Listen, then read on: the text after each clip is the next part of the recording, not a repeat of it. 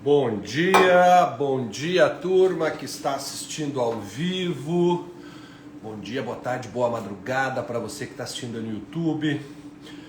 Bom dia, boa tarde, boa noite, boa madrugada para você que está assistindo ou ouvindo, melhor dizendo, aí nas plataformas de podcast, onde a gente vai estamos levando, na verdade, esse conteúdo. Estamos aí de novo, Carlos, valeu. Valeu, Patrícia, valeu, Sabrina, valeu, Milena. Eu estudo com você, valeu. Bom dia, eu estudo com você, bom dia, Carlos. Não sei como é que está o dia de vocês aí, mas o meu está maravilhoso. Hoje comecei com outra vibe. Ontem comecei mal, hoje comecei melhor. Vamos aproveitar esse dia maravilhoso. Muitos compromissos profissionais hoje. E isso me deixa bastante feliz. Compromissos pessoais e profissionais. E/ou profissionais. Fala Jaque, Graciano, Grace, Rayane. Sejam todos muito, mas muito bem-vindos. Pra cima deles, Igor, é isso aí. Paulinha, Patrícia. Pessoal, a partir da semana que vem, um desses nossos pedais aqui vai ser para estudar com vocês, trabalhar com vocês técnicas de estudo, tá? Técnicas de estudo, história de vida de concursado, algo relacionado não à matéria em si, mas fala Aldo, abraço, mas algo relacionado a como estudar, como que foi a trajetória de estudo que eu tive, o que eu posso ajudar vocês nesses enfrentamentos, tá legal? Sejam todos muito, muito bem-vindos. Deixa eu levantar o batimento cardíaco aqui. Chegando em 2 minutos e meio a gente começa. Sejam bem-vindos, quem é novo aqui pela primeira vez, isso é o nosso canalzinho. Deixa eu colocar aqui para vocês o assunto de hoje, Estatuto do Desarmamento. Por que nós vamos falar sobre o Estatuto do Desarmamento, pessoal? Porque esse assunto foi um assunto que vocês viram agora numa aula comigo no CEISC. E eu comecei... Valeu, Nilma. Obrigado, vou mandar para as amigas, beleza? Eu vou falar hoje sobre o Estatuto com vocês, porque tivemos uma aula na preparação para a segunda fase da OAB, exato. É um assunto que cai muito, em carreiras policiais então nem se fala. E essa minha conversa com vocês, eu acho que eu vou... Oi, Taylor. Eu acho que eu vou separar em 2 momentos, tá? Num primeiro momento, eu vou falar sobre hoje, tá? Na primeira parte, da questão administrativa, que poderá ter consequências no crime. E na segunda parte do nosso pedal, numa outra oportunidade, eu termino falando sobre os crimes do Estatuto. O pessoal me perguntou, vem cá um pouquinho, Steve. Para quem me perguntou, deixa eu mostrar para vocês aqui o resultado da tatuagem que eu fiz na Esti ontem. Conta para eles o que é. Tá? Olha só, aqui tem o S, tem o M, tem outro M e tem o O, são as nossas iniciais. O pessoal perguntou como é que ficou a tatuagem que tu fez nela ontem. Eu falei, ficou legal, tá? Inclusive, eu só tatuo aqui em Santa Maria, mas no futuro, quem sabe, a gente vai expandir esse nosso estúdio de tatuagem, tá legal? Essa aqui foi eu que me auto-tatuei. Essa aqui eu fiz assim, ó. Pra você ter uma ideia como eu sou foda. Brincadeira à parte, 3 minutos, vamos lá. Galera, o Estatuto do Desarmamento é a Lei 10.826, tá? Bom dia, Nanda. Essa lei, tá? Ela surgiu para quê, Mauro? Para organizar de maneira legal a forma como nós vamos ou não ter direito a porte de arma no Brasil. Pensou que era fake, Nanda? Não, é de verdade. Tá? Olha só. Esta lei, ela traz para nós, então, questões administrativas e também ela traz questões relacionadas a ser ou não ser uma ação criminosa. Vamos lá. Primeiro ela diz assim, como que nós podemos ter armas? como que eu, Mauro, como um cidadão, posso ter uma arma de maneira lícita. Isso que a lei organiza. O primeiro detalhe sobre essa parte da lei é que quando o estatuto entrou em vigor, na próxima eleição, após a vigência dessa norma, nós fomos chamados para fazermos uma escolha por meio de um referendo, tá? Se queríamos ou não a permissão de vendas de arma no Brasil. Ganhou que queríamos a venda de armas no Brasil regulamentada como hoje é. Então, para hoje nós comprarmos uma arma de maneira lícita, o estatuto diz: devemos pedir à Polícia Federal, devemos pedir ao Exército Brasileiro. Por que devemos pedir a um ou a outro? Galera, funciona assim. O SIGMA, que é o Sistema Militar, vamos falar do SINARME primeiro. SINARME, Sistema Nacional de Armas da Polícia Federal. Armas de uso permitido, você vai até a Polícia Federal e pede uma autorização para a compra. Armas de uso restrito é por meio do SIGMA, Sistema de Gerenciamento Militar de Armas, a cargo do Exército Brasileiro. E lá que a gente registra essas armas. Como que eu vou fazer para comprar uma arma? Vamos imaginar que eu, Mauro, pretenda comprar uma pistola 380, arma de uso permitido. O que eu faço? Eu vou até a Polícia Federal e lá eu solicito autorização para a compra de determinada arma específica. Obtenho essa autorização, vou até a loja e compro essa arma, retorno à Polícia Federal e faço o registro da arma. O que cai em prova? Presta atenção. Qual o direito que eu tenho com esse registro feito na Polícia Federal? Uma vez que a arma é registrada na Polícia Federal, você pode ficar com a arma na sua casa, na sua residência ou no local de trabalho, desde que você seja o dono ou responsável por aquele local. Então, a arma registrada, nós temos quem faz curso de tiro. O curso de tiro é um requisito para o porte, depois eu te explico, tá?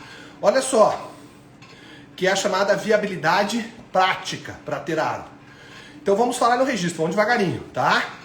Quando eu tenho, tá, uma arma registrada em casa, eu já trouxe ela da polícia para minha casa, da loja até a polícia, mediante uma guia de tráfico, tá, Sabrina? A guia de tráfico é para isso. Então, mas isso não cai em prova. Eu tenho em casa a minha arma. Esta posse é lícita. Então, se a polícia vier aqui, essa arma, Mauro, eu digo, é minha, tá aqui o registro, os caras vão embora.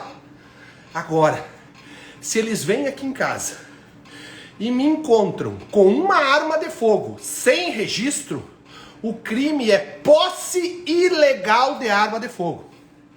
Esse é o crime de posse ilegal de arma de fogo. É você ter uma arma na sua casa sem estar registrado. É você ter uma arma no seu local de trabalho, onde você é o responsável, sem essa arma estar registrada. Beleza? Isso é crime de posse ilegal de arma de fogo. Então, para comprar uma arma, eu preciso a autorização. Para vender uma arma para um amigo meu, Mauro, também vocês dois devem ir à Polícia Federal e fazer esse procedimento. Beleza? Beleza. Agora, para andar com essa arma na rua, não basta ela estar registrada no seu nome. Você deve ter um documento chamado porte de arma de fogo. Esse documento porte de arma de fogo vai lhe autorizar a transitar no território nacional ou no território do estado, a depender do nível do porte que você tenha, de maneira lícita com essa arma. Mauro, e esse porte, ele pode ser como? O porte poderá ser funcional, porque algumas carreiras públicas, policiais, por exemplo, militares, eles têm o porte funcional. A atividade que eles exercem... Não tem direito a porte, Pri. Advogado não, tá? Advogado não tem direito ao porte funcional. Ele pode até buscar o porte particular, mas o funcional não. Então olha só, o policial, o militar, o juiz, o promotor, o analista ou o auditor da Receita, os fiscais do trabalho, estão lá no artigo 6º da Lei 10.826, eles têm o porte funcional. Beleza. Qual outro tipo de porte que eu tenho? O porte rural, que é para uma arma de cano liso até 16 milímetros o calibre, que você pode ter se você morar para fora, morar na área rural e provar que você precisa dessa arma para sobreviver com ela. Isso é porte rural. E tem o chamado porte particular ou porte civil. Este sim pode ser obtido pelo oficial. Agente administrativo eu acho que não tem, tá? Eu não sei se tem. Não vou te mentir, Queiroz. Eu acho que o agente administrativo não tem. Ele pode obter o particular, mas ele não é policial, né? Ele é agente administrativo. Penso eu que não, mas eu não entendo isso se não cai em prova. Agora, olha pra mim. Até se alguém tivesse informação aqui, se o agente administrativo da PF tem direito a esse porte, ajuda o Davidson ali na resposta. Galera, então esses têm o porte funcional, existe o porte funcional que vimos, o porte rural e o porte particular. Quem é que tem direito ao porte particular? Primeiro, pessoas que tenham mais de 25 anos, não tenham uma história, tá? Uma ficha policial. Essas pessoas têm que provar para o delegado de polícia que eles têm necessidade de portar. Eu sou advogado criminalista, estou trabalhando em uma grande operação, estou sendo ameaçado. Possivelmente como é que chama? Possivelmente o delegado da Polícia Federal vai te dar esse porte. Questão interessante, pessoal. Dar ou não dar o porte a alguém é discricionário do delegado. O delegado da Polícia Federal que tem o poder de decidir se vai ou não me dar o porte de arma. Claro, porte legal, a lei está acima dele, ele tem que tomar goela abaixo, né? Por quê? Porque a lei é superior a ele. Agora, a lei 10.826 dá a ele o direito de decidir se eu, particular Mauro, terei ou não acesso ao porte de armas. Beleza? Beleza. Seguimos. O que o porte dá para mim, então? Ah, olha um detalhe. Se você tem... Ó, anota isso. Se tu tem o porte particular e tu for pego com a arma na cintura e bebaço, embriagado, se acabou. Se acabou por quê, Maurão? Porque daí você vai perder automaticamente o porte de arma. Beleza? Perde automaticamente o porte de arma. Bom, eu até peguei aqui a lei para ver se tinha alguma coisa que eu tenho que falar com vocês. Acho que eu já falei tudo. Tá? Vamos começar a falar dos crimes? Isso, vamos falar dos crimes, tá? Bom, então eu tenho... Como funciona o porte temporário em caso de CAC? Não tenho nem ideia. Tá? Apenas em direção... Ah, para levar... Gabriel, aí tu está falando, na verdade, de uma arma para a segurança do arsenal. O nome técnico é esse, tá? É algo muito específico, Gabriel, que os CACs têm direito de levar para a proteção de todo o arsenal uma arma municiada, carregada, alimentada, tá? Aí esse porte deve constar em algum documento, não sei, certamente consta de algum documento da Polícia Federal que ele pode transportar essa arma alimentada, carregada, travada, PQP, de um lugar até o outro, tá? Porte de trânsito, é isso aí, tá? Porque ele pode também levar as armas, todas elas desmuniciadas, descarregadas, mediante uma guia de tráfico. Aí surgiu a ideia, surgiu a batalha do pessoal desses CACs aí, para quê? Para levar uma arma carregada para a segurança do arsenal. E aí foi permitido, aí estão dizendo que não existe mais. Ah, outra coisa, agora o Alemalo ali falou um troço importante. Pessoal, aqui eu não vou entrar em decreto. Primeiro, eu não sei. Segundo, isso muda mais que receita de bolo, tá? O que vocês têm que saber para o concurso e o que vocês têm que saber para a OAB é a lei. Então, oi, Micaele, não venham, tá, se preocupar com o que diz o decreto. O decreto não cai. Quem tem que saber o decreto? Aquele cara que trabalha como vendedor de CAC lá, vendedor não, mas ele trabalha como o agenciador dos CACs. Esse tem que saber. O cara que vende arma, esse tem que saber. Nós aqui que somos concursandos, operador do direito, o que nós temos que saber é o que está na lei. É o que cai na prova da OAB, é o que cai na prova do concurso.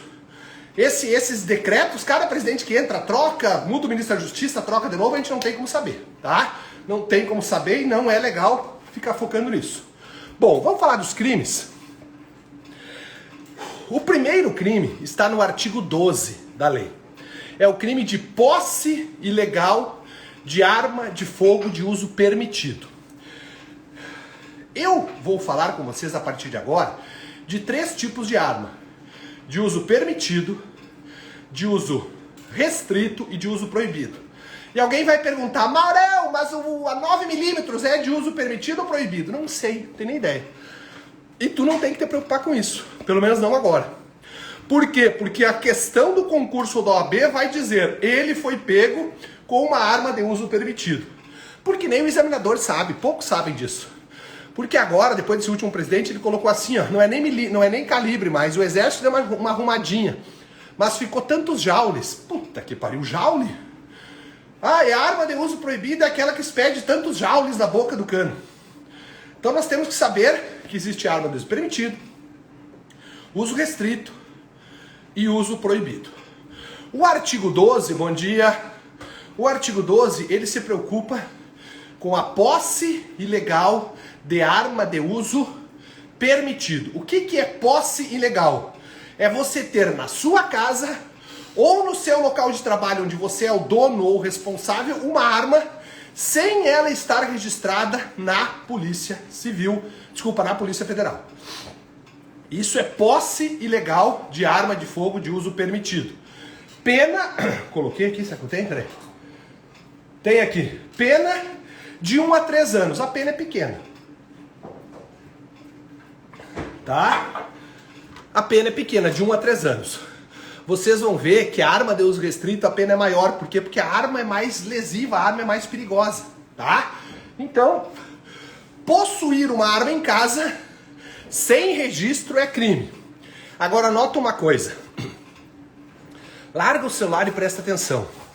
Se você tem o registro, olha que interessante é isso. Se você tem o registro da arma, mas esse registro está vencido, é isso mesmo, vencido por quê? Porque tem um prazo, hoje eu acho que são 10 anos, também não precisa saber, tá? Vamos imaginar que sejam 10 anos. Eu registrei, esqueci de renovar. Dali 15 anos eu sou pego na minha casa com essa arma. Segundo o Supremo Tribunal Federal, não é crime. Possuir a arma que já está registrada, mas esse registro está vencido, não é crime. E não é crime por quê, Mauro? Porque o Supremo entendeu que isso aí deve ser resolvido pelo direito administrativo. Nós vamos apreender essa arma e aplicar uma multa no cara. Mas não vai ser crime. Agora, outro detalhe. Se o cara é pego no seu local de trabalho com uma arma de uso permitido e ele não é o dono, nesse caso é porte. É sério, Mauro? É sério. Para ser posse, cuja pena máxima é 3 anos, ele tem que ser o dono ou o responsável. Eu brinco na aula lá no CISC. Se o Nidal, no gabinete dele, que é na frente da aula, na sala que eu gosto da aula lá, tem ali uma arma sem registro e a polícia chega, o máximo que ele vai pegar é 3 anos. Por quê? Posse irregular, porque ele é o dono daquilo lá. Agora, se eu, Mauro, estou lá dando aula com a minha arma na mochila, essa arma é ilegal, eu vou responder por posse? Não, eu vou pegar 5 anos, porque é porte. Porque é porte. É isso mesmo, Lilas. Tá? Se for pego com munição de arma de fogo. Pessoal, desculpa, Gabriel, eu não falei e vou ter que falar agora. Quando eu falo arma aqui, eu achei que tivesse falado lá no início, mas eu acho que eu não falei.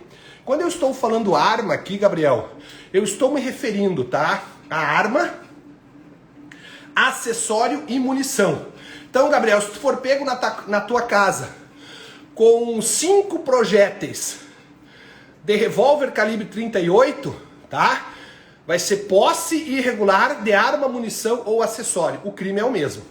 Se você for pego na sua casa com uma luneta específica para a pistola 9mm que marca PQP, ela é um acessório vendido em lojas especializadas. O crime é o mesmo, tá? É posse ou porte de arma, acessório e ou munição, beleza? Se pego portando uma única munição.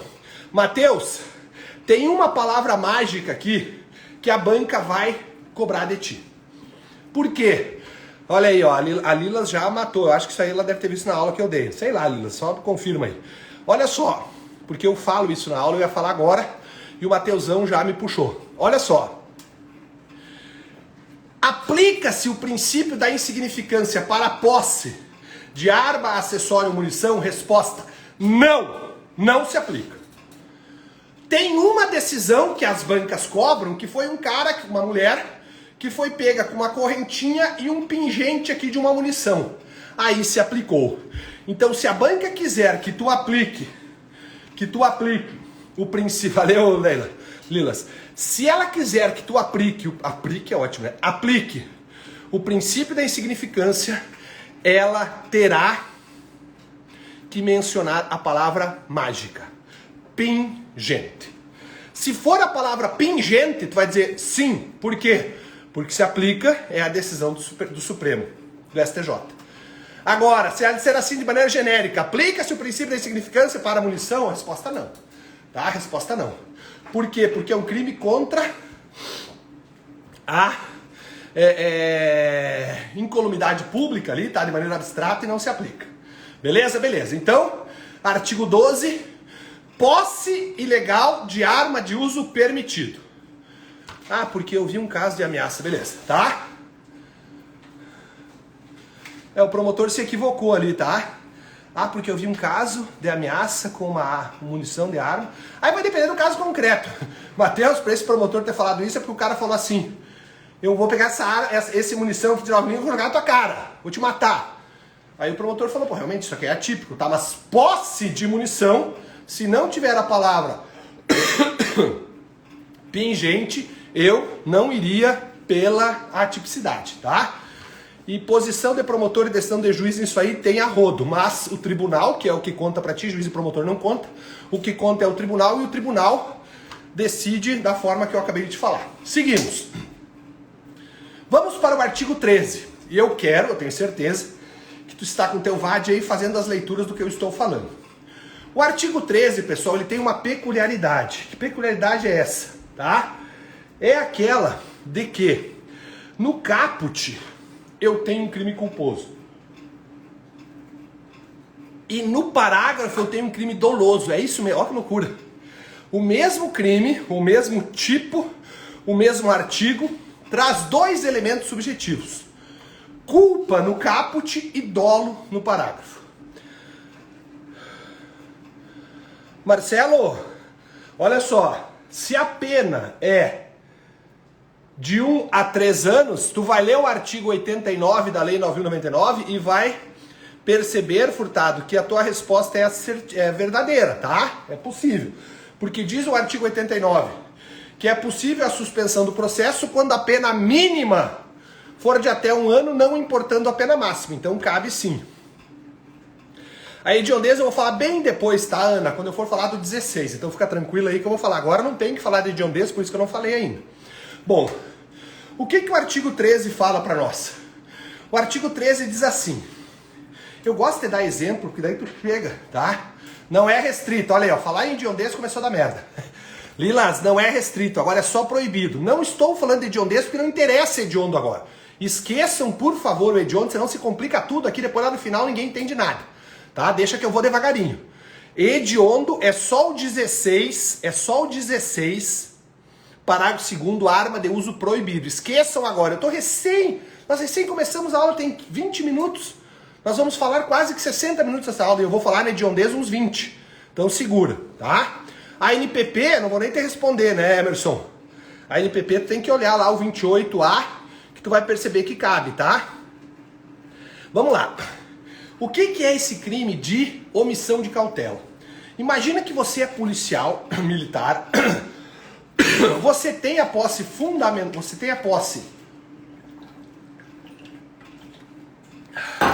e porte de uma arma, você tem um porte funcional, você chega em casa às 6 horas da tarde, 18 horas, cansado do trabalho, e larga a sua arma no como é que é o nome ali? Não é parador, como é que é? Você tem entrada da porta das casas, tem ali aqui em casa um negócio tem ali, tá? Pra gente botar até as rosas nos troços. Deixa a tua arma ali. Neste caso, se tu deixou a tua arma ali e o teu filho menor de idade pega a arma, o crime já tá feito. Sério, sério. O crime é o do artigo 13, caput, omissão de cautela. Porque você permitiu que o menor tenha aparador, é isso mesmo, tá? Porque você permite que alguém chegue, tá? E tenha acesso da arma que ficou no aparador, tá? É aparador? Então é aparador. Beleza? Bom, nesse caso, o crime é culposo, porque você foi negligente. É o primeiro crime do 13. Todavia, existe outro crime no 13, que é o crime do parágrafo... É único ou primeiro? Deixa eu ver. Parágrafo único. Que diz o seguinte. Esse crime não é pra nós, cara. Esse crime é pra gente do dinheiro. Tá? Esse crime é pra gente do dinheiro. Por quê? Porque é pro empresário. O empresário que dispõe de uma... vamos falar aqui de uma empresa de transporte de valores. E essa empresa, como pessoa jurídica, como PJ, tem 20 armas calibre 12 na sua cautela. 20 armas. De repente some uma arma. O que o dono deve fazer imediatamente nas 24 horas? Ele deve ir à Polícia Civil fazer o boletim de ocorrência do suposto furto da arma ou do desaparecimento. Ato contínuo, no mesmo prazo de 24 horas, ele deve ir à Polícia Federal. Para quê? Para pedir que lá conste este sumiço da arma.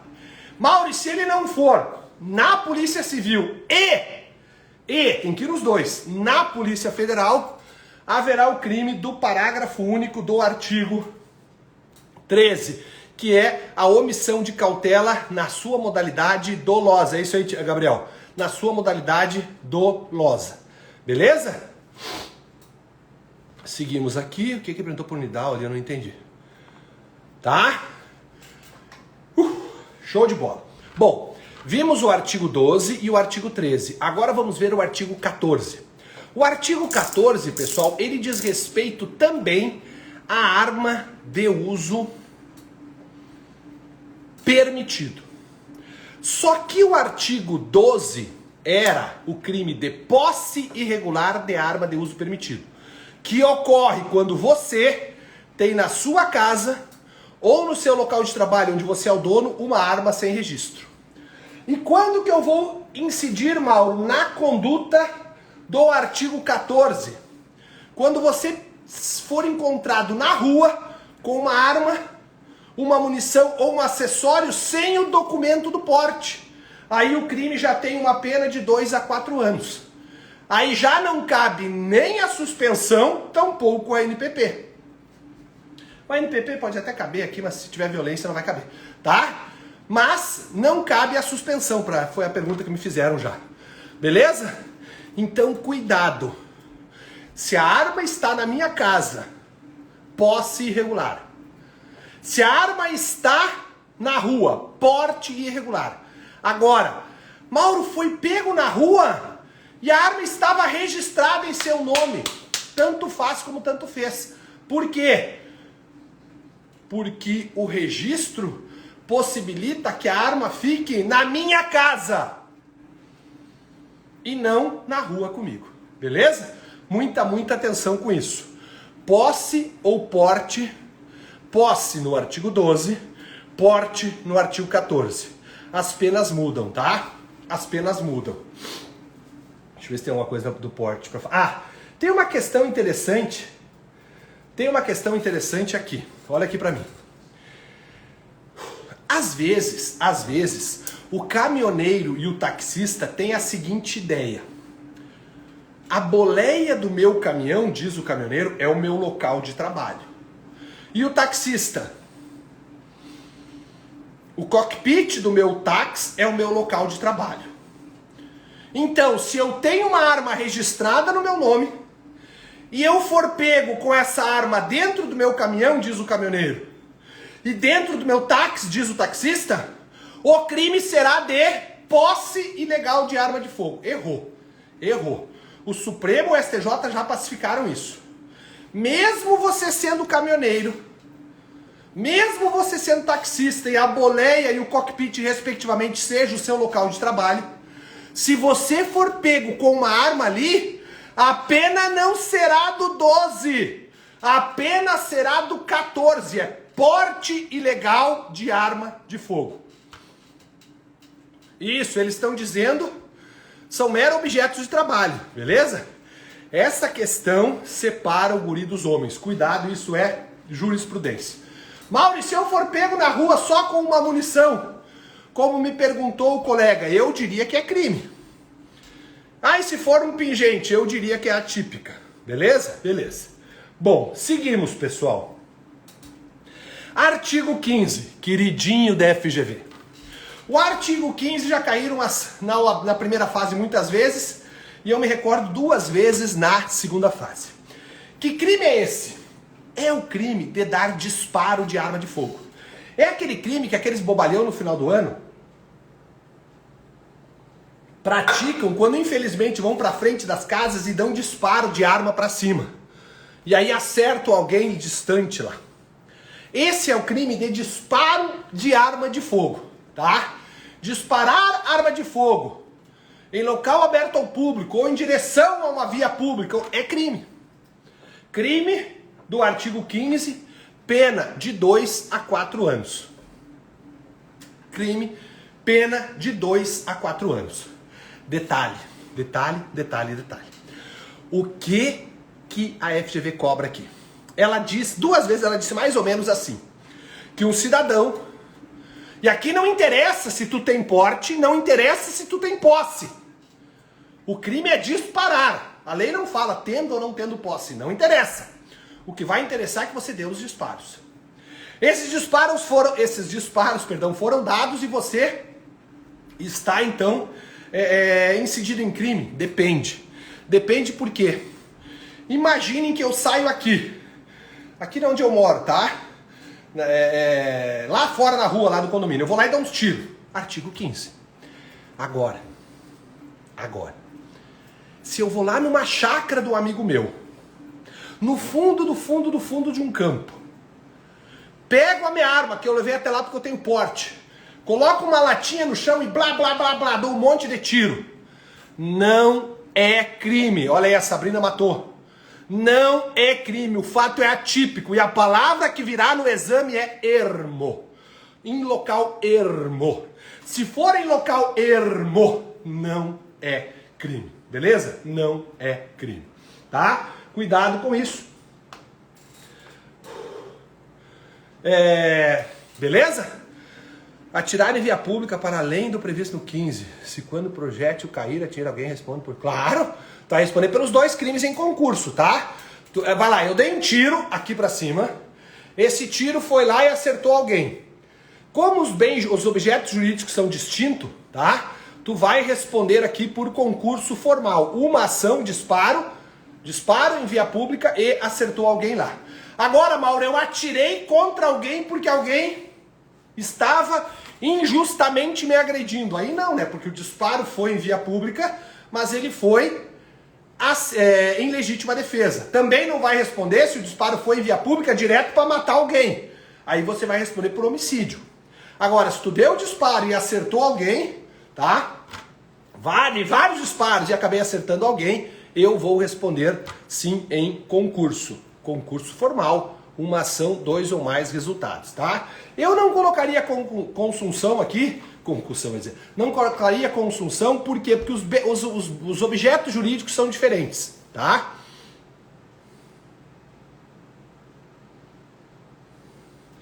Ô, Tawane, deixa eu te falar uma coisa. Tu consegue controlar isso? Tawane, olha no meu olho.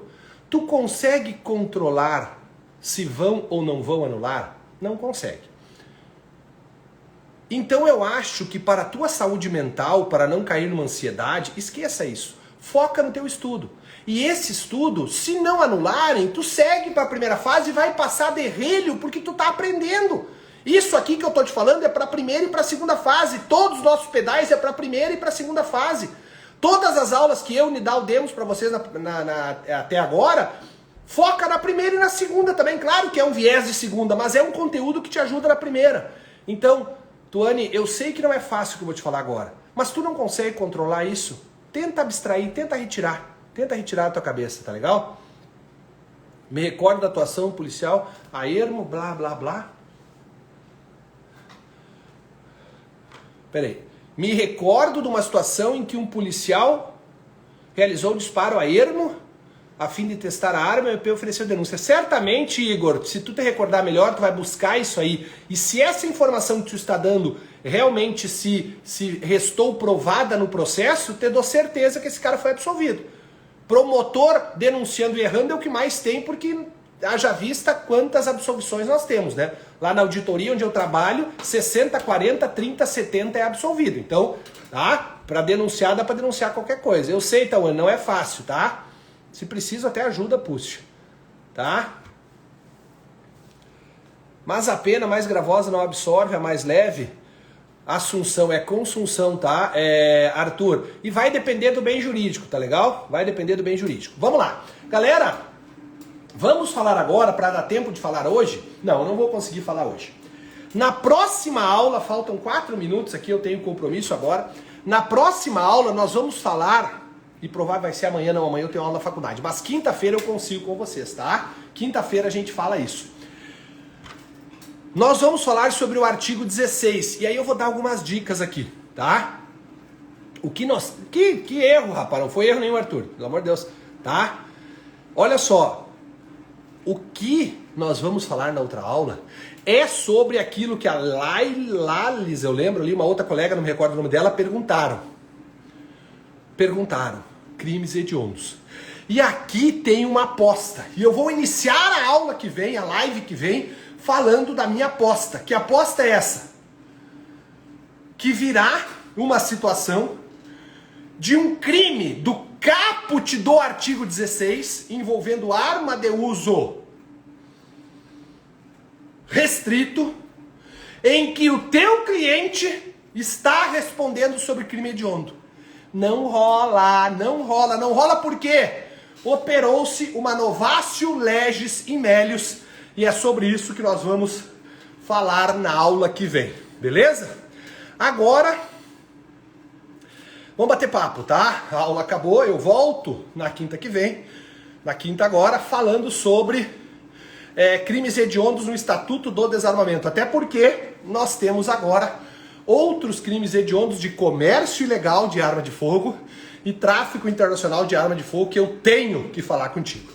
O Gabriel pergunta, professor, o Código Penal Militar cai mesmo na segunda fase? Não, não cai. Não cai, tá? Código Penal Militar não cai na segunda fase, fica tranquilo. Valeu, beijo, Lilas. Tá legal? Galera, 38 minutos, eu tenho que pedalar mais 1 minuto e meio aqui. Se alguém quiser mandar alguma coisa, essa live vai ficar salva, sobe hoje lá para o canal no YouTube. Eu vou subir aquela live de ontem, azar, tá? Que eu tava meio triste ontem. E vou subir essa também, tá? Eu estou deixando as lives salvas. E o que vocês acham? Eu vou transformar elas em podcast e vou colocar no Spotify. Porque o pessoal tá pedindo para esse, ouvindo quando tá fazendo uma viagem, alguma coisa. E eu acho que vale muito. Olha aí, o Dr. Gustavo de Souza é um ferrenho defensor do armamento.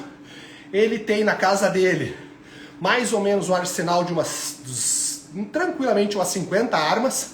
Ele mora na rua ali, que depois eu posso mandar inbox para quem quiser, né? Tô brincando, Gustavão. Aí vão lá e vão roubar as armas dele, tá? Porque chega lá e dá uma assobio, Gustavo, você caga de medo e foge e deixa a arma tudo lá para vocês pegar. Beleza? Então... Fechou? 20 segundinhos. Acelera.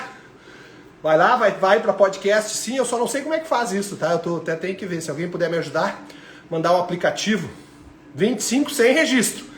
Se o Gustavo tem na casa dele 25 armas sem registro, vai responder no artigo 12, 14 ou 16. Depende. Por quê? Porque ele pode responder por 2 crimes. A gente vê na aula da semana que vem que se o Gustavo tiver na casa dele uma arma de uso restrito e uma arma de uso proibido, uma arma de uso restrito e uma arma de uso permitido, teremos 2 crimes. Lembrem-se disso, tá legal? Professor, seu conhecimento é gigantesco. Valeu! Obrigado, Arthur. Como diria o Malvo, não tem como roubar uma loja de armas. Tem armas lá dentro. É isso aí. Beleza? Fiquem com Deus, então. 40 minutos, beijo grande. Eu vou deixar salvo aqui. Beijão, tchau, tchau. Pronto pra guerra. É isso aí. Vamos lá.